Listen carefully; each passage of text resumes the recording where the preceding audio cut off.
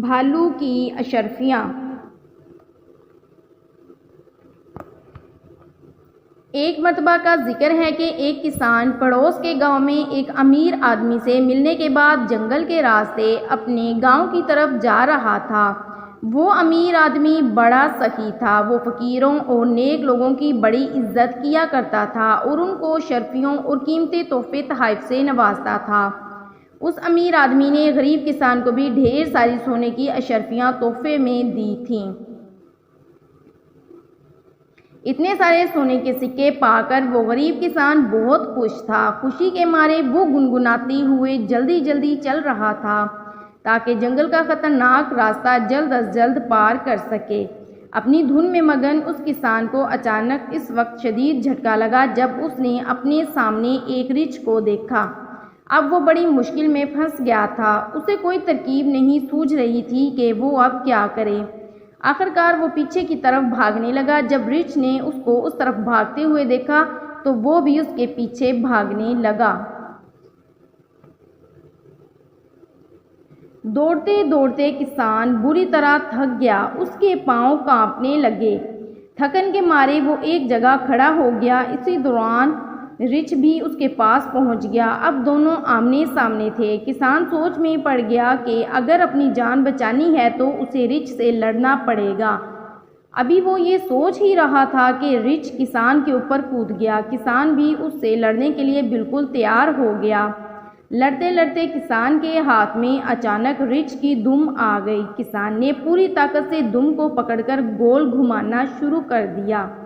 کسان اور رچھ دونوں گھومتے رہے۔ ایسے میں کسان کی کمر سے بندھی ہوئی تھیلی میں سے سونے کی اشرفیاں نکل نکل کر چاروں طرف گرنے لگیں۔ کسان کو اپنی جان بچانے کی فکر تھی، اس لیے اس کو سونے کے سکوں کے اس طرح گرنے کا کوئی افسوس نہیں ہو رہا تھا۔ وہ بس یہی سوچ رہا تھا کہ اس مصیبت سے کسی طرح چھٹکارا مل جائے۔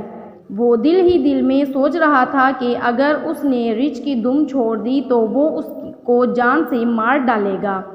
کسان اسی سوچ میں ڈوبا رہا کہ رچھ کی دم کو پکڑ کر اسی طرح گول گھماتے رہنے سے ہی اس کی جان بچ سکتی ہے۔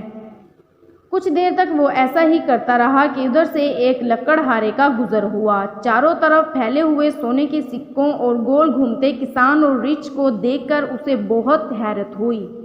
وہ ان دونوں کے قریب آیا اور کھڑے ہو کر انہیں غور سے دیکھنے لگا۔ پھر اس نے کسان سے پوچھا، یہ آپ کیا کر رہے ہیں اور چاروں طرف سونے کے سکے کیوں بکھرے ہوئے ہیں؟